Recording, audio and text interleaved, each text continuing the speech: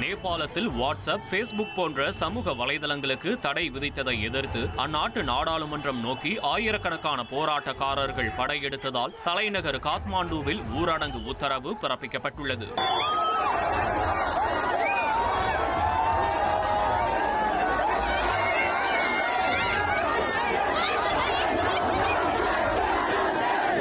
பெரும் திரளாக படையெடுத்த ஆயிரக்கணக்கான போராட்டக்காரர்கள் மீது போலீசார் தடியடி மற்றும் தண்ணீர் பீச்சியடித்து கட்டுப்படுத்த முயன்ற நிலையில் டமாக்கில் போலீசார் துப்பாக்கிச்சூடு நடத்தியதில் ஒருவர் உயிரிழந்தார். 80க்கும் மேற்பட்டோர் காயமடைந்துள்ளனர்.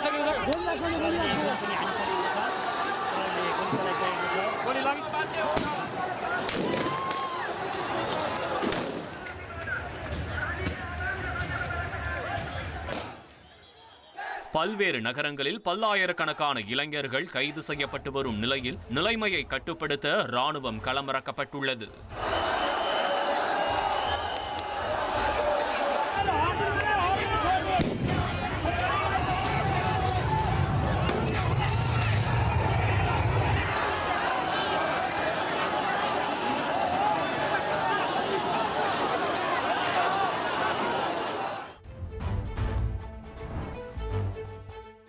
செப்டம்பர் 9ஆம் தேதி தமிழ்நாட்டில் 10 மாவட்டங்களில் கனமழைக்கு வாய்ப்புள்ளதாக தென்மண்டல வானிலை ஆய்வு மையம் தகவல் தெரிவித்துள்ளது.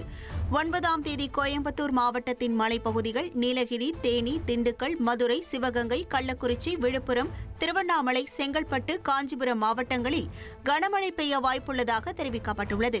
இதேபோல 10ஆம் தேதி வேலூர், ராணிப்பேட்டை, காஞ்சிபுரம், செங்கல்பட்டு, திருவண்ணாமலை, விழுப்புரம், கள்ளக்குறிச்சி, கடலூர், அரியலூர், மயிலாடுதுறை, நாகப்பட்டினம், தஞ்சாவூர், திருவாரூர், புதுக்கோட்டை, சிவகங்கை, மதுரை, திண்டுக்கல், தேனி மாவட்டங்களில் ஓரிரு இடங்களிலும், புதுவை மற்றும் காரைக்கால் பகுதிகளிலும் கனமழை பெய்ய வாய்ப்புள்ளதாக தெரிவிக்கப்பட்டுள்ளது.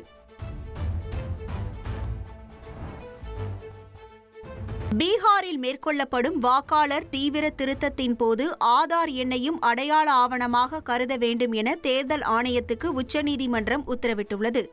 தமிழ்நாடு, புதுச்சேரி, கேரளா உள்ளிட்ட மாநிலங்களில் வாக்காளர் பட்டியல் சிறப்பு தீவிர திருத்த நடவடிக்கை மேற்கொள்ள உத்தரவிடக் கோரி உச்சநீதிமன்றத்தில் பொதுநல மனு தாக்கல் செய்யப்பட்டுள்ளது.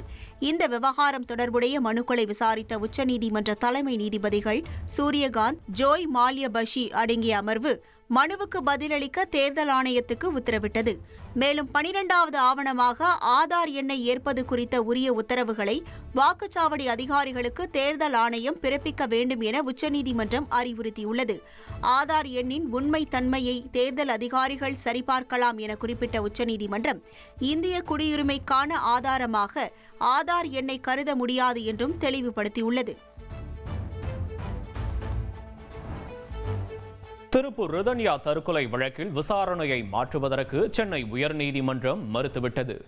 வரதட்சணை கொடுமையால் திருப்பூரைச் சேர்ந்த ரிதன்யா தற்கொலை செய்து கொண்டது தொடர்பான வழக்கின் விசாரணையை சிபிஐ அல்லது உயர்நீதிமன்ற ஓய்வு பெற்ற நீதிபதி தலைமையிலான சிறப்பு புலனாய்வு குழுவுக்கு மாற்ற வேண்டும் என ரிதன்யாவின் தந்தை சென்னை உயர்நீதிமன்றத்தில் வழக்கு தாக்கல் செய்துள்ளார்.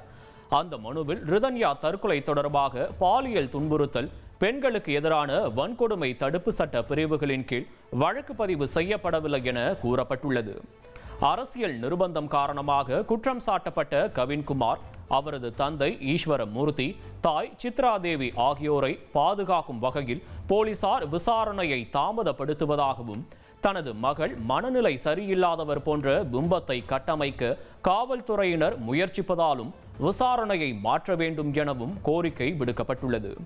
காவல்துறை தரப்பில் ஆஜரான வழக்கறிஞர், ஆடியோ தகவல்கள் தடயவியல் ஆய்வுக்கு அனுப்பப்பட்டுள்ளதாகவும், அதன் அறிக்கை கிடைத்ததும் வழக்கில் இறுதி அறிக்கை தாக்கல் செய்யப்படும் என்றும் கூறினார். இருதரப்பு வாதங்களையும் கேட்ட நீதிபதி, வழக்கின் விசாரணையில் குறிப்பிடத்தக்க முன்னேற்றம் உள்ளதால் தற்போது விசாரணையை மாற்றுவதில் எந்த பயனும் இல்லை என தெரிவித்துள்ளார். மாதம்பட்டி ரங்கராஜ் அவதூறாக பேசி வருவதாகவும் தனக்கு நீதி வேண்டும் என்றும் ஜாய் கிறிசல்டா தெரிவித்துள்ளார். இதுகுறித்து சமூக வலைதளங்களில் பதிவிட்டுள்ள அவர் சென்னை மாநகர ஆணையரிடம் புகார் அளித்து 10 நாட்கள் ஆவதாக தெரிவித்துள்ளார். மாதம்பட்டி ரங்கராஜ் தன்னை திருமணம் மற்றும் கர்ப்பம் எனும் விஷயங்களில் ஏமாற்றி வஞ்சித்த விதத்தை விரிவாக விளக்கி புகார் அளித்ததாகவும் குறிப்பிட்டுள்ளார். தற்போது 7 மாத கர்ப்பிணியாக உள்ள தான் இவ்வளவு மோசமான உடல் நிலையிலும் தனது பார்வையற்ற தாயாருடன் நேரில் சென்று ஆணையரின் அலுவலகத்தில் புகார் அளித்ததாக தெரிவித்துள்ளார். ஆனால் இதுவரை தனது புகாரின் நிலைமை என்ன என்பது குறித்து தெரியவில்லை என்றும் ஜாய் கிறிசல்டா குறிப்பிட்டுள்ளார். மாதம்பட்டி ரங்கராஜ் தன்னை குறிவைத்து அவதூறாக சமூக வலைதளத்தில் பதிவிட்டுள்ளதாகவும் இதில் அரசு தலையிட்டு தனக்கு நீதி வழங்க வேண்டும் என்றும் ஜாய் கிறிசல்டா கேட்டுக்கொண்டுள்ளார். திருச்சி துறையூர் பகுதியில் எதிர்க்கட்சித் தலைவர் எடப்பாடி பழனிசாமியின் பிரச்சாரத்தின் போது வந்த ஆம்புலன்ஸ் வாகனத்தை வழிமறித்து அதிமுகவினர் தாக்கிய வழக்கில் 4 பேருக்கு நிபந்தனையுடன் முன்ஜாமீன் வழங்கி சென்னை உயர்நீதிமன்ற மதுரை அமர்வு உத்தரவிட்டுள்ளது. திருச்சி மாவட்டம் துறையூரில் கடந்த ஆகஸ்ட் 24ஆம் தேதி எடப்பாடி பழனிசாமி பிரச்சாரம் மேற்கொண்டிருந்த பொழுது அந்த பக்கமாக வந்த ஆம்புலன்ஸை வழிமறித்து தாக்குதலில் ஈடுபட்டதாக ஆம்புலன்ஸ் ஓட்டுநர் அளித்த புகாரின் பேரில் அவர்கள் மீது வழக்கு பதிவு செய்து விசாரணை நடைபெற்று வருகிறது. விசாரணைக்கு முழு ஒத்துழைப்பு தருகிறோம் என கூறி முன்ஜாமீன் கோரப்பட்ட நிலையில் வழக்கை விசாரித்த நீதிபதி மனுதாரர்களுக்கு நிபந்தனையுடன் முன்ஜாமீன் வழங்கி உத்தரவிட்டார். சென்னையில் நவோனியா கும்பல் ஊடுருவி இருப்பதால் பொதுமக்கள் கவனமுடன் இருக்க காவல்துறை எச்சரித்துள்ளது. ஜார்க்கண்ட் மற்றும் மேற்கு வங்கத்தை சேர்ந்த இந்த கும்பல் 3 பேர் கொண்ட குழுக்களாக பிரிந்து செயல்படுவதாகவும் பொருட்களை திருடுவதில் இந்த கும்பல் கை தேர்ந்தது எனவும் கூறியுள்ளது. கைகளில் துண்டு, கைக்குட்டை அல்லது செய்தித்தாள் போன்ற பொருட்களை பயன்படுத்தி தங்களின் செயல்களை மறைத்து விடுவார்கள் என எச்சரித்துள்ள காவல்துறை இந்த கும்பலின் வீடியோ ஒன்றையும் வெளியிட்டுள்ளது.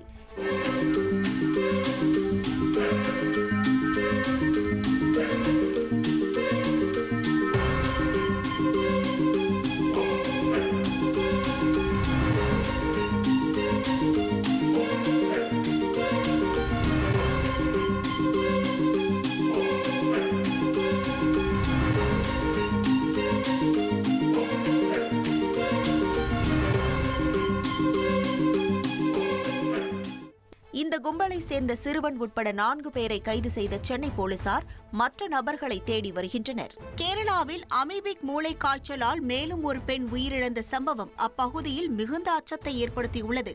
கேரள மாநிலம் மலப்புரம் மாவட்டம் வாண்டூரை சேர்ந்த சோபனா என்ற பெண் கோழிக்கோடு மருத்துவக் கல்லூரி மருத்துவமனையில் சிகிச்சை பெற்று வந்த நிலையில் சிகிச்சை பலனின்றி உயிரிழந்தார். கடந்த 1 மாதத்தில் மட்டும் 3 மாத ஆண் குழந்தை உட்பட 6 பேர் மூளை காய்ச்சலுக்கு பலியான நிலையில் 10 பேர் சிகிச்சை பெற்று வருகின்றனர். இந்த ஆண்டு மட்டும் கேரள மாநிலத்தில் 49 பேருக்கு இந்த தொற்று உறுதியாகியுள்ளது.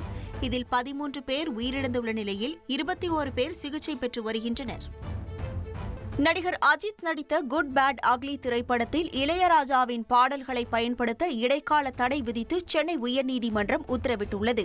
நடிகர் அஜித் நடித்த குட் பேட் அக்லி திரைப்படத்தில் இளையராஜாவின் பாடல்களை அனுமதி இல்லாமல் பயன்படுத்தியுள்ளதாக கூறி சென்னை உயர்நீதிமன்றத்தில் வழக்கு தொடரப்பட்டது. இந்த திரைப்படத்தில் இளமை இதோ இதோ, ஒத்த ரூபா தாரேன், என் ஜோடி, மஞ்சக்குருவி ஆகிய பாடல்களை பயன்படுத்தியதற்கு இளையராஜா சார்பில் சென்னை உயர்நீதிமன்றத்தில் மனு தாக்கல் செய்யப்பட்டுள்ளது.